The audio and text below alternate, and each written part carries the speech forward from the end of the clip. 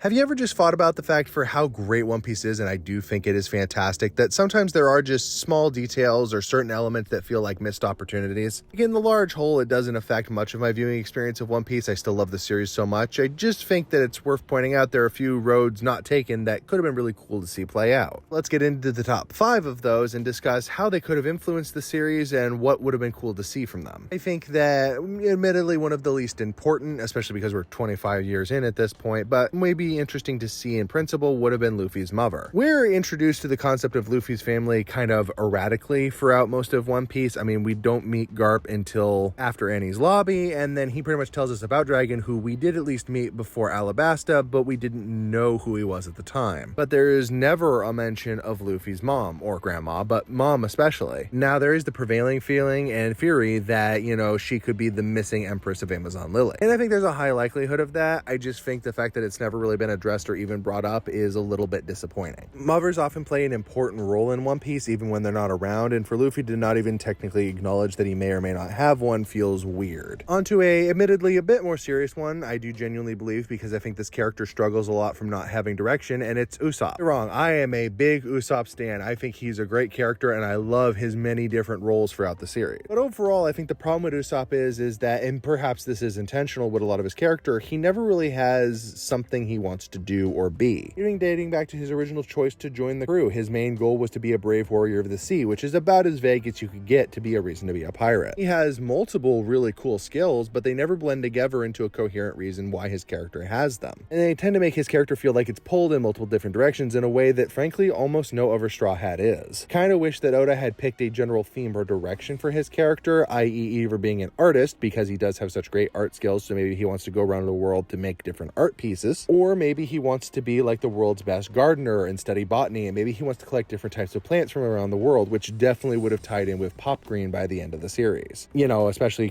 post time skip, he relying on plants as his primary form of attack and defense. It also would have been a nice notation that instead of, just having those two elements be kind of random, maybe they could tie back to his mom. Whoever that was, gardening with her or gardening for her, and then, doing art with or for her in the same way, whatever that ended up being, it would have been nice to tie those two skills around to his sniping, which ties back to his dad. I'm sure Usopp will continue to have great stories in the future. I just kind of think that, even as we're reading Elbaf, he feels a little lost and directionless. It really had a cool moment since Dressrosa, and I kind of need him to do that because he is such a cool character. It just doesn't get shown off very often. Straight from having, no direction to somebody that has no direction themselves is Zoro. And you might be wondering, what exactly about Zoro could be a missed opportunity? The answer is, ironically, Wano. In particular, Zoro's relationship to his past, his family, and what that might mean for him in the future. There are two characters who are arguably supposed to have important parts in Wano that just don't. That's Zoro and Frankie. Frankie's dad is literally Kaido's third man in his squad, and so it feels weird not to address that. And then for Zoro, even more so, he literally comes from Wano, or at least his family does, and because of that, it feels weird not to acknowledge that and what his family was, their connections to Ryuma, and all of that. It could have been an important moment for Zoro to realize where he had come from and therefore decide where he was going, and that was the right direction. Is it the most important thing in the world? Not necessarily, but it feels weird not to have addressed it when we gave so much time to somebody like Sanji in Whole Cake Island. And I kind of would like a more even split among the Straw Hats to get attention for things like that, because some get more and some get less. And honestly, sometimes the ones who get less maybe feel like they had more interesting potential. And speaking of Sanji, he also makes it on this list because honestly, I think Sanji is a missed opportunity in the change of his primary character abilities. See, Sanji's personality has always remained relatively the same.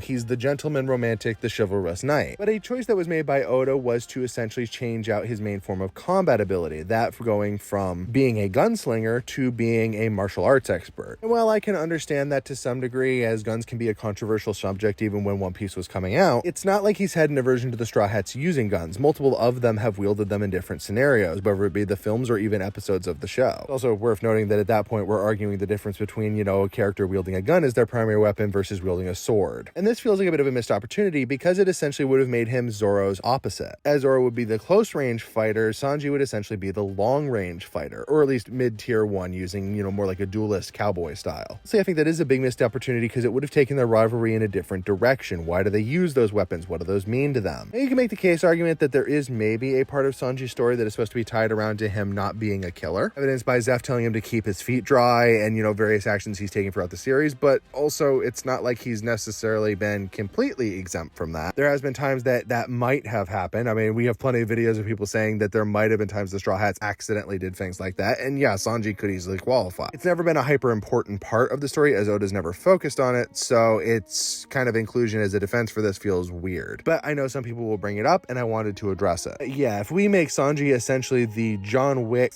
/ Doc Holliday of the One Piece universe to Zoro's, Master Swordsman persona, I think that would have been awesome, and tied much more closely in with his observation haki as well. And the last significant miss of the series is, in my opinion, actually one of its largest, because it is the denial of something that clearly should have gone to one of the characters. Ironically, I think this will also be one of the more controversial because it would drastically change how the series unfolded from a certain point onwards. But also maybe not. And that is the fact that Nami should have gotten the Thunder fruit. Now, there's a couple reasons why I say this, both for character development and for power level of the Straw Hats. For one thing, the Straw Hats don't have a Logia. It's the one type of fruit they don't have. It's actually one of the few power types they don't have. And giving it to Nami makes sense for a couple of reasons. One, Nami is depicted using lightning more than almost any other character in the series. Two, she would actually have knowledge of how to use this because she watched Enel use it. Both of those stack up to being a really potent source. And number three, I think it kind of fits with the empowerment message that tends to come along with One Piece of how Luffy tends to empower people around him. In this case, giving Nami perhaps one of the strongest fruits in the whole universe. Plus, this would have a myriad shift on the nature of the crew and particular Nami's own personality, as her personality, the way she is around Luffy and Zoro, for instance, would be applied to everything now. A boundless sense of confidence that would make her a lightning woman, as Oda has described in SPSs before. Also, the fact that this much power being given to a character in the pre-time skip era would shift the wings of the Pirate King. In particular, it would mean that the new wings would be Nami and Zoro, and it's not even close. And honestly, I'm fine with that. I think that Nami was always supposed to be the spear, and I think that Zoro is supposed to be the shield, and I think that Oda maybe got pushback on that idea. As we have seen other offers get in the,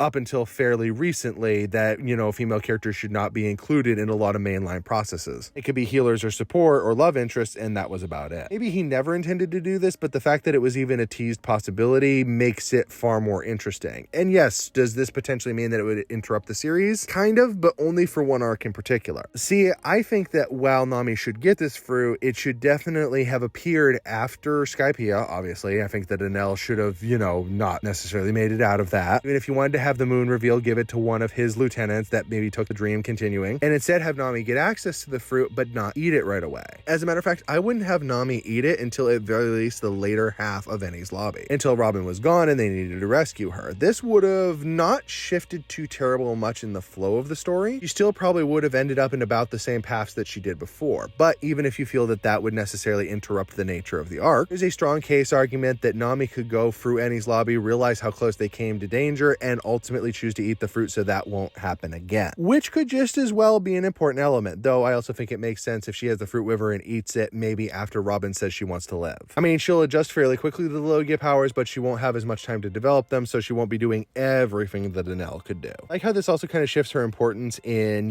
Thriller Bark, because you might make the case argument that in Thriller Bark she could tie more into a Frankenstein-esque storyline. But then at least for most of the rest of the series, that's going to continue to be the same because, she's going to get hit up by Kizaru the same way that Zoro and Sanji were. And the series would continue relatively until the time skip, and I am going to say this, that if she had this fruit, I do think she should train with Shaki instead of on Waveria, because somebody who's a former Amazon queen teaching her hockey and combat moves would have been so cool. But these are just a few of the missed opportunities that I think One Piece could have had, but I'm by no means saying that they would have absolutely improved the series. Like I said, I still love the series. If you have any ideas for missed opportunities, go ahead and leave them in the comments below, and subscribe to the channel and like the video, because we love talking about One Piece on this channel, and we're going to talk about it more in the future.